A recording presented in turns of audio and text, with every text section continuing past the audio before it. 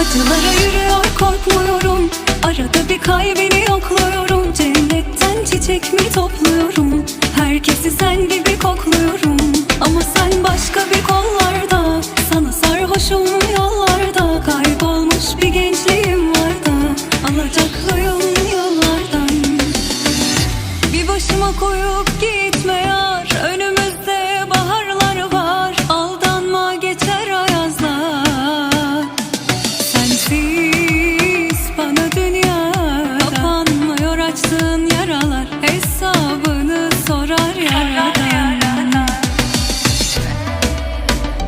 Acılara yürüyor korkmuyorum, arada bir kalbini yokluyorum. Cennetten çiçek mi topluyorum, herkesi sen gibi kokluyorum.